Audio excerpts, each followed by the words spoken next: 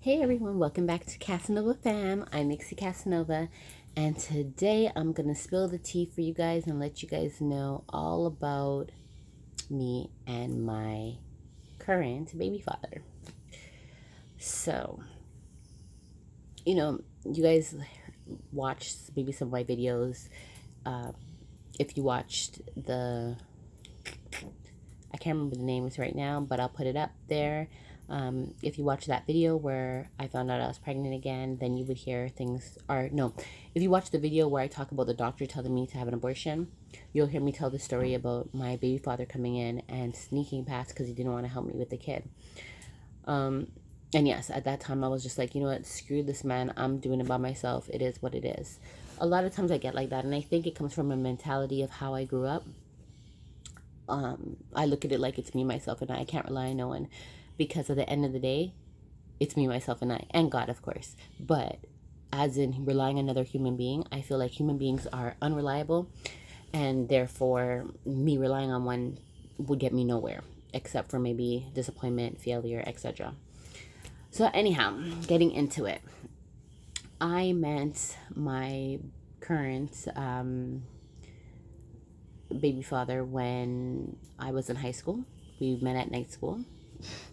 It's actually a very funny story because I seen him look through the window in the classroom, and when I seen him, I looked up and I seen this guy, this black guy, looking through the mirror, and I was just like, oh, whatever.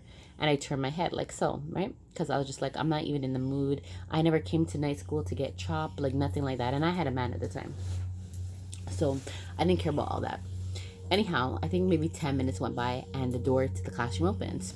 And this guy walks in and I'm thinking, oh, great. Anyhow,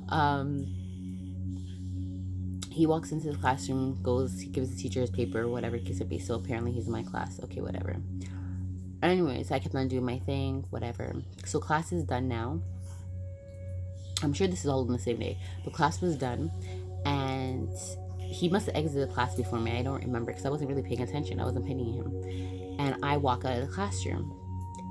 I don't remember how he tried to refer to me as, or how he tried to get my attention, but he basically tried to call out to me. I heard him, and I chose to ignore. I ignored him, and I kept on walking. However, we had a few older heads, like older Jamaicans in our class. So there was a Jamaican man who was loud and was like, hey, you know, see the boy I try chat to you, or something like that. And because he made such a big, huge stink, like he was so loud, it was hard for nobody to like ignore it and just keep on walking. You had to look. So I look at him and he's just like, yeah, you, and I'm like, oh my God, like, what am I supposed to do? And so he points to the guy like, yo, you don't see him trying to chat to you. And I was like, okay. So I walk over to him and I said, yes. Like, what's up? And he starts, sorry, my screen seems blurry. Hold on. Okay. So I walk over to him and, anyways, conversation starts.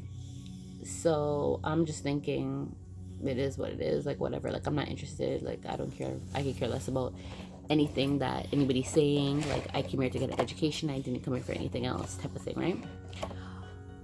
But he seemed like a nice guy. Like, in the process of us talking, he seemed like a nice guy. So even though I had a man, so I wasn't looking for anybody or talking to anybody, and I made that clear, whatever. But we kept on talking. Everything was cool. So I decided, because he seemed nice, like, okay, whatever, I'll give him the digits, he can call me, but like on a friend thing.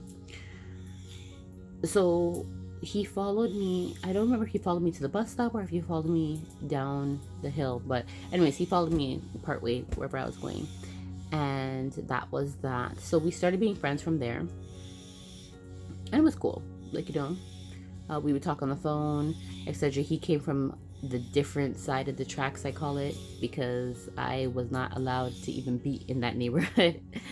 My parents would have killed me. And yeah, we just remained friends ever since then. So I believe I was 16. I would for some reason I'm thinking I was 16, maybe 16 turning 17, but I was about 16 at the time. We did attempt a relationship after my relationship ended. Not right away, of course, but eventually we started talking. And it was okay until his mom told me she was going to put me in a morgue. So pretty much what happened was I went to check him one day and I was chilling, chilling. He was in the basement. So I was chilling in the basement. I was fully dressed and everything. I only had I had a big, huge, dark blue Tommy Hilfiger. Actually, I think it was my sister's. But anyways, a big, dark blue Tommy Hilfiger sweater. And I had that off, but otherwise I had my shirt, my pants, like everything was on. And we're just chilling, watching TV or whatever. And his mom comes downstairs. Uh-oh.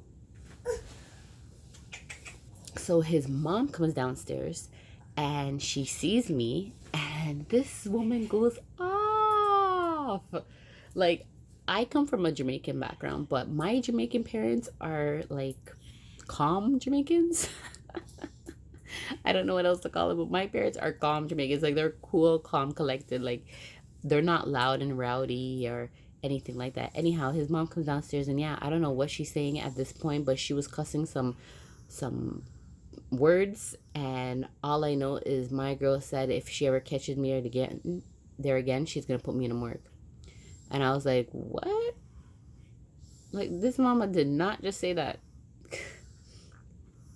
I'm telling you, I would call the house and she would like give me attitude. I was just like, I don't know why this woman doesn't like me. Like, I didn't do her anything, but she just didn't like me at all.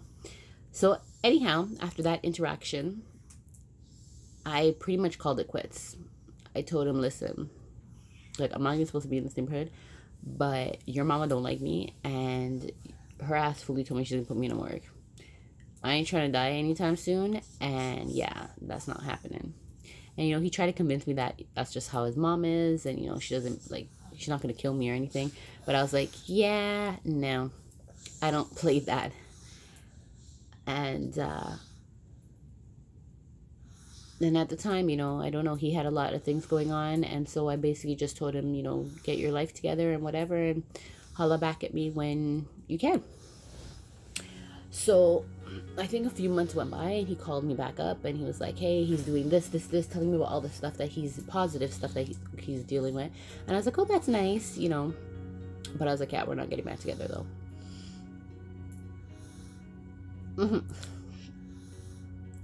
Mind you, at this time, this was my second boyfriend. Like, I never had a boyfriend. I had a boyfriend obviously before him, but that was it. And that boyfriend was my boyfriend for like basically all my high school until my last year. So me being in another relationship with somebody else was definitely a new experience. Especially, my first boyfriend was Grenadian, so this is my first Jamaican boyfriend. And although we didn't pursue a relationship after that, we remained friends. So I went on to, college, and he went on to whatever.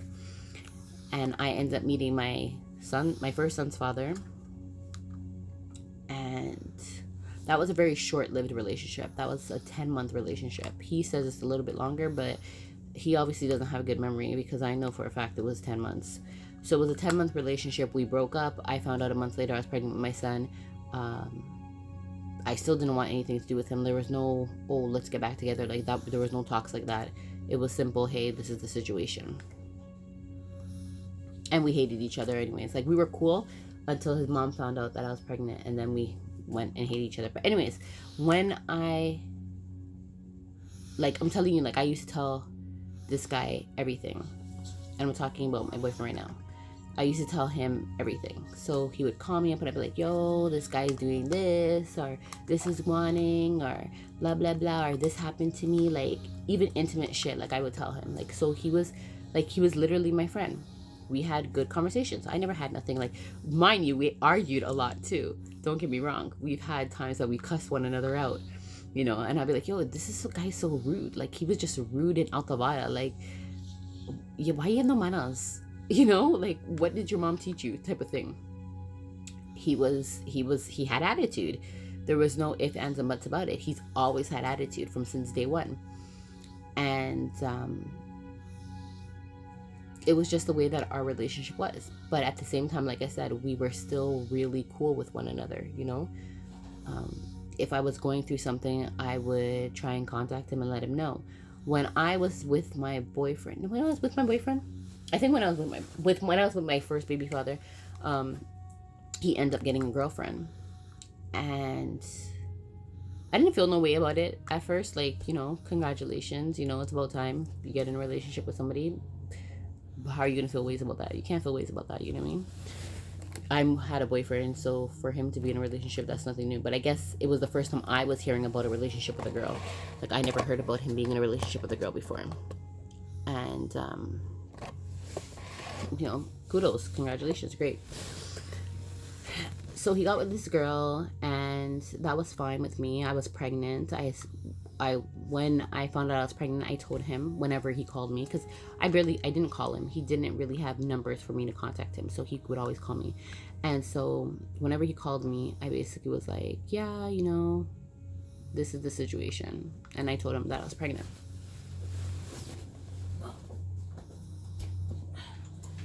Sorry, my phone was gonna die. Anyhow, that was pretty much it. He knew that me and the baby father broke up, and he knew all of that stuff. And again, like I said, he knew everything, right? He knows all of my stories. So I had my son, and we were just friends. Like, literally, we were just friends. And he would call and inquire and say, yo, how's it going? Like, how's my son? Blah, blah, blah. All of that stuff. So I leaned on him like a friend would lean on like a friend. Plain and simple.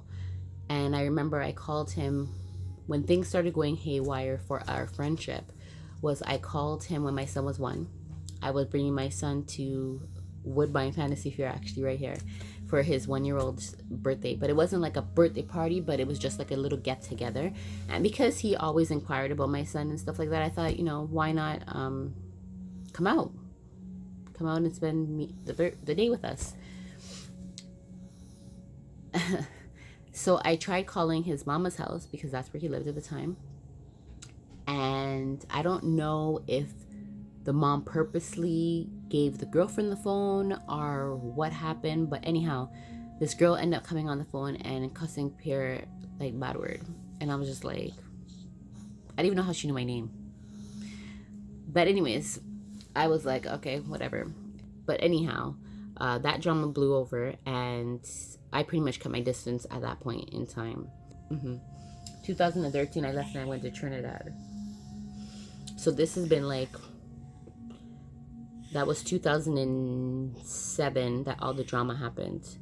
So 2013. So that's about a few years later, about 5 years later. Or am I doing math right? 6 years later? 13, 17. Yeah, so about 6 years later, he shows up and he starts calling again, like more often. So I'm like, okay, what's going on? Like, But anyways, always been a friend, so I still remain friends. I don't lock off my friends like that unless you give me absolute reason to. Then I'll lock you off. So continue talking. Everything was Chris. We went through our dramas over the years with her bringing up my name and calling my phone and stuff like that. But otherwise than that, I didn't have any issues. So it was cute though. So he started coming around and he would do stupid things like come to my front of my building and call me on the phone and tell me to come on my balcony. And it's cold, and my man will be outside singing and dancing outside. And I'm like, other people can see you. Like, you're not just, like, it's not just me. Like, my whole entire building right now that has a balcony on this side can see you acting a fool. And he would do that a few times, and just stupid little cute little things is what he did to basically get on my good side.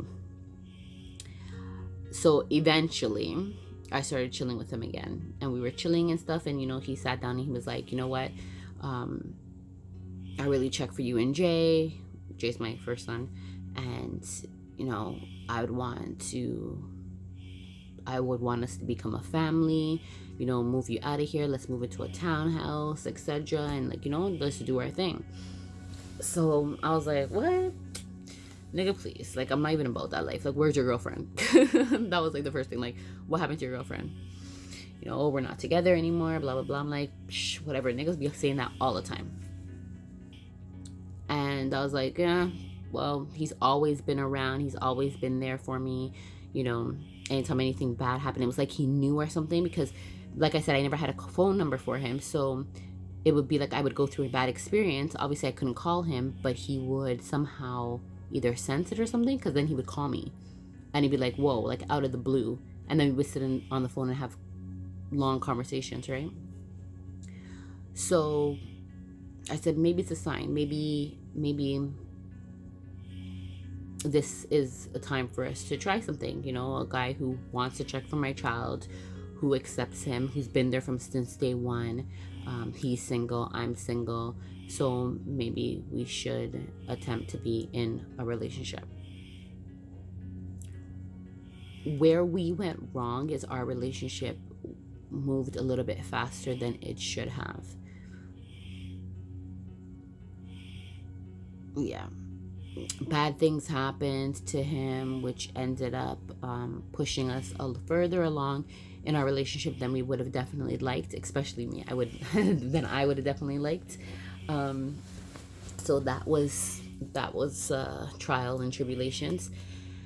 And I don't think that he was really ready for what he thought he was ready for. And I, of course, wasn't ready for what was being thrown at me. So we were clashing. And then I ended up getting pregnant with my daughter. So that was a shocker. He wasn't around at that time. He was gone out of town. And I was frantic because, you know, I had a bad experience with my son. And it all came rushing back. Like, oh my goodness, what am I going to do? I can't be a single mom with 2 kids. How am I going to manage? What am I going to do? How am I going to do it? Da, da, da, da. And all of this stuff. And it never occurred to me, the relationship that we had or the friendship that we had prior. It was just, I just knew that I was pregnant once before and I was a single mom. That was expected. And this time I was pregnant again, and this relationship is not a secure relationship. And so that was panic mode. And the relationship started going downhill. So, and like I said, we had good times. You know, he would show up out of the blue and, you know, have underwear and stuff for me. Or there was one time I came out the shower and he had the lights turned off and he just candle and drinks were on the count on my dresser top. And I was like, oh my god, oh my god, oh my god. No one's done anything like this for me before. Like, you know, it was like stupid little small things, but they meant things, right? Like they were cute and, you know, stuff like that. So as much as we have a bad relationship, we also had a good relationship. But since our relationship started going downhill, certain things started happening. And it was just our trust. I don't think the trust was fully there. And that was a major problem. Because without trust, you have nothing. To be honest, you don't have anything. So the trust wasn't fully there. And because the trust wasn't fully there, the 1-2 times that I would, let's say, violate that trust hold, where I would check his phone or something, there would be something in there that technically, I personally do not feel that a man that's in a relationship should have in his phone. So that caused more drama. His reaction to certain things that I would bring to him, that caused more drama. So yeah, I don't know. Like I said, he always had attitude. He always was that type of person, but he was never violent towards me, or he was never, what's the word I'm looking for? I don't know. He didn't come across too irrational, I guess is what I'm trying to say. But when it came down to certain situations, all of a sudden, he seemed like he was losing his head. Like, he would do certain things that I was just like, I see the light. He would do certain things that I was like, what's wrong with you? Like, are you okay? Like, I don't understand. I'm trying to fix the light. See that light? Okay, I guess that's better. So yeah. And then, you know, violent things would happen, and like I said, it just totally blew me out the water. And our trust just went out the window. And a relationship with no trust is a relationship with nothing.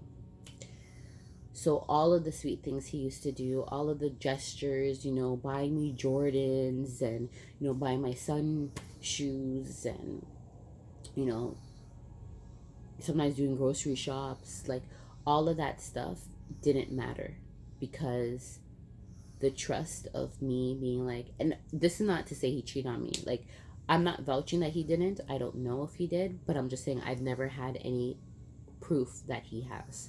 So this is not about cheating in any way, shape, or form. But yeah, everything just went downhill. And then we just didn't know how to communicate anymore. So here I am with someone who I considered like my best friend and that I could talk to and tell everything to. And it's like, I no longer have this person. I can no longer talk to this person. I can no longer tell him everything because we are now at odds all the time. Like, we're like bickering left, right, and center. If I say boo, it's a fight. If I say, anything I said, it was an argument. Anything he said to me, it was an argument. I would snap at him in a heartbeat. He would snap at me in a heartbeat. And it was just like, we're so at odds. I was unhappy. And even with that, when we had good times, which obviously we had good times because I went on to have more children for him, the good times wouldn't last long. The good times would be a brief moment. And then we would be back at each other's neck. It would be like we could have, slept with each other the night before. And in the morning, we're arguing. Like, we just couldn't see eye to eye. And yeah, it's bad, right? And then my family doesn't like him. And to be honest, I don't think his family likes me. So we have that clashing. And that's the type of environment. So it started getting to the point where it was like, yo, I'm better off going back to being single. He's better off going back to being single. We'd probably be better off with other people. I don't think that we were ever meant to be together. We were obviously reading the signs wrong. Like a whole bunch of negative thoughts came about because the environment that I was in felt negative. And that was it. So when you get to a point in a relationship where you feel like the relationship is done, over with, like there's no hope here, there's no going back, there's no forgiveness, there's no fixing it, you have two options. You either go for counseling or you call it quits. And I brought up counseling and he wasn't about it. And so the only other option I could see is we call it quits. I sat down the other day. I remember I told you guys that I started doing affirmations and I started having a better relationship with God, and I started doing all that stuff. So with me doing all of that stuff, it's also brought me to a point in my life where I'm wondering, like, he doesn't talk to me, so I don't know where his mind's at. I don't know where he's coming from. I don't know how he feels about the situation. I could only go by my own feelings and my own perception because his perception is not known. So when I look at it, I try and think, okay, here is a man that went from no kids to almost 5 kids. Here is a man that went from having no responsibilities except for himself to now being responsible for multiple people. Here is a man that has a woman who maybe for a month I'll accept the fact that you may be down and out on your face. And then after that, I will start poking. And when I say poking, that's throwing shots or, saying things to let you know where you're lacking or where you're slacking. It's funny because they say as a woman, you're supposed to uplift your man. But I'm like, there's only so much uplifting a person can do until it gets to the point where you're like, okay, what the hell, man? So our issue, which now that I look at it, I do think it may be fixable, is communication. Because when he gets mad, he doesn't know how to communicate properly. Like, I feel like he runs his mouth and is rude with swear words and name calling and disrespectful things. And it's just like, seriously? Like, name calling and stuff? Is that really necessary? Um, so I feel like if he knew how to communicate better, it would be better for us. And then same thing with me. When I get mad, like I said, I throw shots. I start poking, and I'll say things that I know will probably get a reaction and stuff like that. And if I maybe stopped that, our communication could get better. Again, another issue that we have right now is obviously financial. So we got to work on that. But if the financial was better and the communication was better, I think that solves all our problems. Because with communication builds trust. With no communication, there's lack of trust.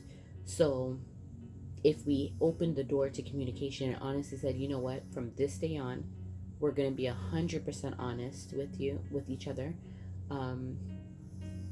You know, no lies, no holding things back, no, I'm just going to go out on the road, nothing like that. Like, you could be like, okay, I'm going to so-and-so's house, or I'm going here and I'm going there, or, you know, just real communication. So something pisses you off, instead of yelling and screaming and cussing and wanting ways, come and sit down and be like, yo, can we talk for a second? Be like, all right, what's up? You know, and then sit down and have a conversation about it. And be like, okay. And listening, active listening is so important, because if you don't do active listening, you may miss the whole entire point of what the person's trying to say to you. So I feel like with all of those things being fixed and worked on, we could possibly make it as a family, as a couple, as whatever. But that's something that takes two people. It doesn't just take one. So I can say everything in the book, but because it takes two people, if he's not on the same page, it's not going to work. So looking at it and knowing that there are things that are fixable, it's kind of like a waiting game. So I sit back and I wait and see, will God lick him with something? You know, or you know, will something happen in his life to switch? Is he depressed with the situation that he's in right now? Maybe that's causing an issue. Will that change? So all of those things is kind of like, okay, you wait and see game. So I put a time limit on it. I know what my time limit is, and I'm sitting back and waiting and seeing. And this is why he's still around, and he's a great dad to his kids. He is. As much as I told you guys the story about him not taking my child when I was really tired, he rocks the kids to sleep every night, you know. I've caught him reading to them and playing with them and, you know, tickling them and, oh, daddy, I want to do this. And his kids absolutely love him. Like, I swear they hate me more. They look at me like I'm like the strict one and he's like the fun one. They absolutely adore him. They don't want to go sleep without their daddy, you know. They cry when he leaves. Like, his kids check for him. So as much as I may not give him too much ratings when it comes to me, and it's like, he gets ratings, don't get me wrong, like sexually and stuff like that, like, he gets ratings, so it's nothing about that. And like I told you guys, he has done romantic things and cute things, and, you know, things that he puts me before himself, etc. So he has done all of that stuff. So it's not all bad. It's just more so the communication, the trust. Because of the lack of communication, we have lack of trust, and of course financials, and that's it. And that is our major problem. So it's just all these little things that need working on. But until you get to a point in a relationship where you figure out that there's no saving it, there's nothing you could do to fix it, there's no working on anything, that's when you lock that relationship off. But if there is a little glimpse of hope, then I guess you put a time limit on it and see if that hope comes true. Pray about it and put in your affirmations and see what happens. If it doesn't come true, then it wasn't meant to be, and you gotta let it go. And if it does come true, well, then you know what, God bless, right? Because people don't want to be out here, or females don't want to be out here being single moms of how many kids. Like, you know, I'll have 5 kids. Do I want to be a single mom with 5 kids? No, I don't want to be a single mom with 5 kids, but I will if I have to be. So there's a difference, right? And that's what it is. So anyhow, if you guys like this video, please give it a thumbs up. Now you guys know the issue with me and my baby father, how we met, what's going on, what everything is, why I was saying what I said when I said the doctor said I had no help, etc. Here you guys go. So if you can relate or you're going through something similar, please leave it in the comments below. If you went through something similar and you've overcome it, please leave that in the comments below. And also don't forget to subscribe for more videos. Ciao.